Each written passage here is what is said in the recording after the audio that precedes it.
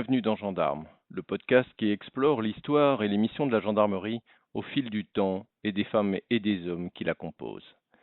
Aujourd'hui, nous vous emmenons à Gramat, dans le Lot, où le Centre national d'instruction cynophile de la gendarmerie vient de fêter ses 80 ans.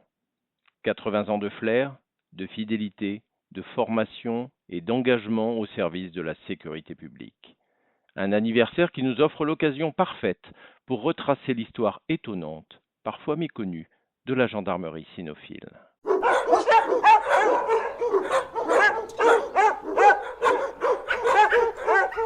Le 5 juin 2025, à Gramat, le Centre national d'instruction cynophile de la gendarmerie a en effet célébré son 80e anniversaire lors d'une cérémonie présidée par le directeur général de la gendarmerie nationale, le général d'armée Hubert Bonneau. Devant les autorités civiles et militaires réunies, il a rappelé la qualité du travail accompli. Depuis 80 ans, votre unité n'a cessé de se perfectionner pour atteindre le haut niveau d'excellence qu'on lui connaît et reconnaît aujourd'hui. Vous êtes les héritiers de cette longue et noble tradition. Au-delà de l'émotion et des décorations remises au binôme maître-chien, la journée a été marquée par de nombreuses démonstrations techniques, ateliers pédagogiques et expositions cynotechniques ouvertes au public. Le Centre national d'instruction cynophile a ainsi démontré sa capacité à conjuguer innovation, expertise et transmission. Mais cette fête ne célèbre pas seulement un présent glorieux, elle rappelle aussi un passé singulier, un parcours de 8 décennies construit patiemment à l'écart des projecteurs.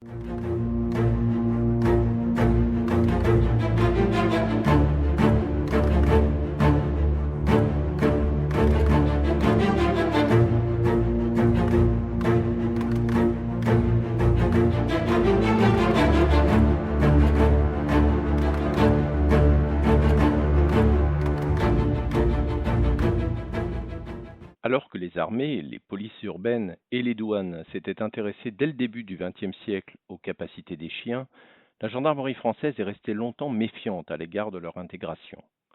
Ce scepticisme s'enracinait dans une tradition militaire peu sensible aux animaux errants, perçus historiquement comme vecteurs de maladies, la rage notamment, ou comme simples animaux de compagnie, sans utilité opérationnelle. Il faut attendre la Seconde Guerre mondiale pour qu'une première expérimentation significative soit menée en 1943. 14 brigades frontalières du Nord, plusieurs brigades de montagne ainsi que 5 départements de la zone sud expérimentent alors l'emploi des chiens. Ces essais marquent un tournant décisif.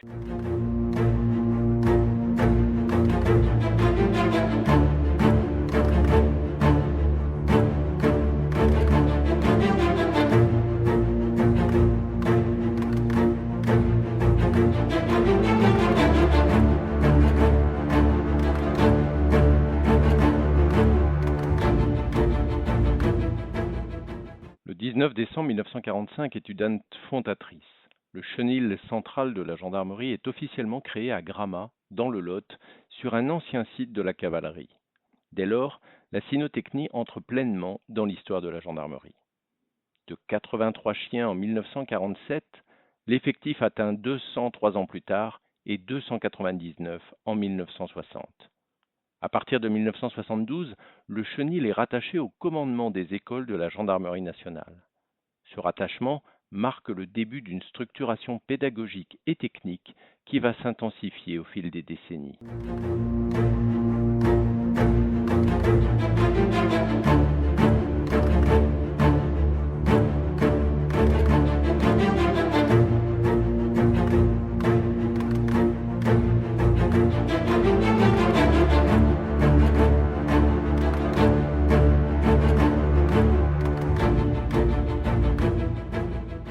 À partir des années 1970, les missions des chiens se diversifient.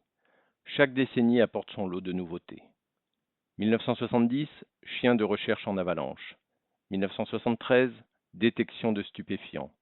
1976, appui au GIGN avec des chiens d'assaut.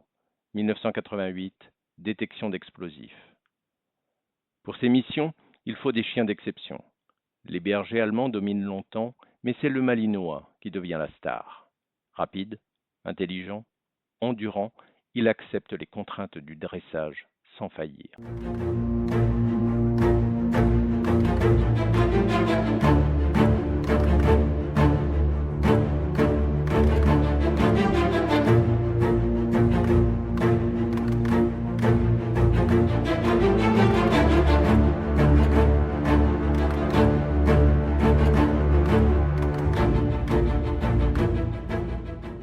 janvier 2002, la gendarmerie franchit une nouvelle étape avec la création du groupe national d'investigation cynophile. Cette unité spécialisée regroupe des équipes capables d'intervenir dans des missions extrêmement pointues, notamment la recherche de restes humains, de traces de sang humain, d'armes et de munitions, de produits accélérateurs d'incendie, de billets de banque et, plus récemment, de supports numériques. Ces compétences rares sont particulièrement mobilisées lors d'enquêtes criminelles complexes, de disparitions inquiétantes ou d'affaires judiciaires délicates.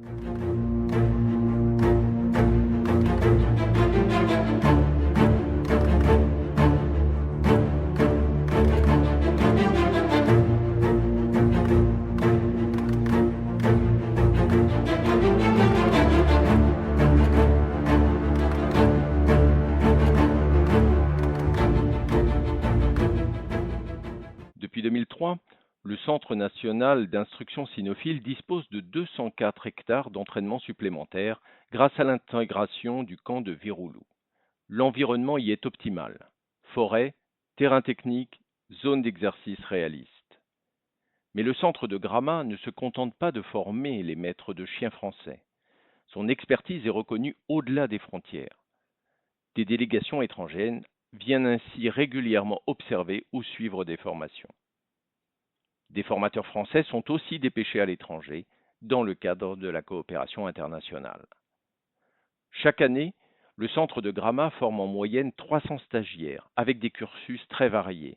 Formation initiale de 14 semaines, recyclage, formation spécifique, interarmée, stage étranger, stage adapté. Gramat est aujourd'hui un centre unique en France et reconnu dans le monde entier.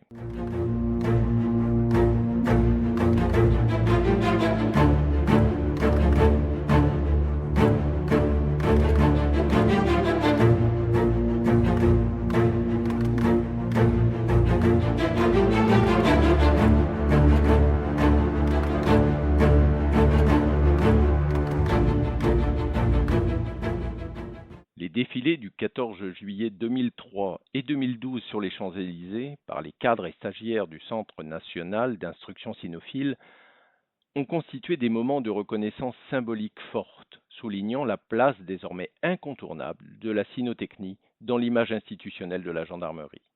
Aujourd'hui, le dispositif cynophile compte 475 équipes cynophiles et près de 630 chiens en activité, répartis dans les différentes composantes de la gendarmerie, gendarmerie départementale, garde républicaine, GIGN, gendarmerie spécialisée.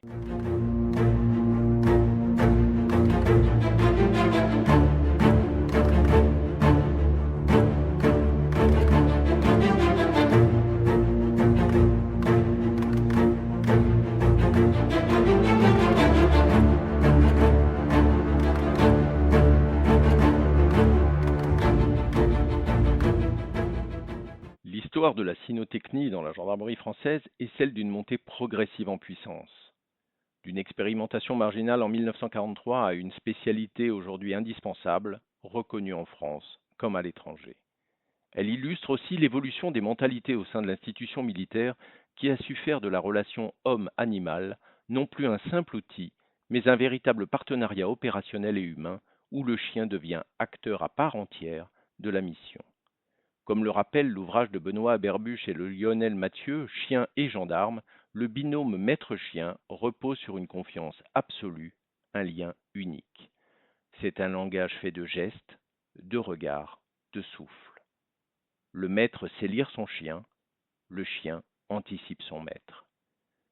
Cette symbiose, fruit d'années d'entraînement, d'affection et de respect, est au cœur de la réussite des équipes cynophiles. Avec un savoir-faire désormais consolidé, un centre de formation d'excellence et des champs d'expertise en perpétuelle expansion, la gendarmerie cynophile s'affirme aujourd'hui comme une composante stratégique majeure de la sécurité publique contemporaine.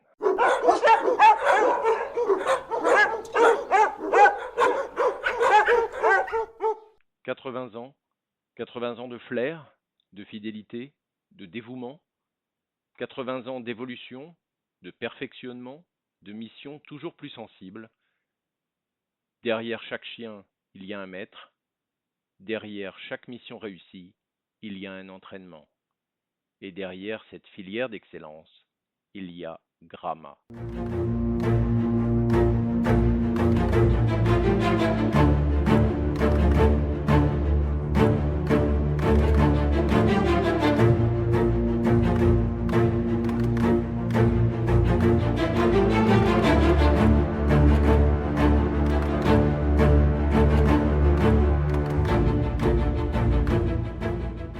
Si vous voulez en savoir plus sur l'histoire de la cynotechnie en gendarmerie, je vous recommande l'ouvrage de Lionel Mathieu et Benoît Aberbuche, Chiens et gendarmes, une histoire partagée, paru aux éditions SPE Barthélemy en 2021. C'est un ouvrage de référence qui retrace en profondeur l'histoire de la cynotechnie de la gendarmerie française, de ses origines à nos jours. Fondé sur de nombreuses sources d'archives, il mêle l'analyse institutionnelle et l'expérience de terrain. Je vous recommande également le numéro 15 de la revue Histoire et patrimoine des gendarmes, paru en 2019, consacré aux gendarmes et aux animaux. Merci pour votre écoute et à très bientôt pour un nouvel épisode de Gendarmes.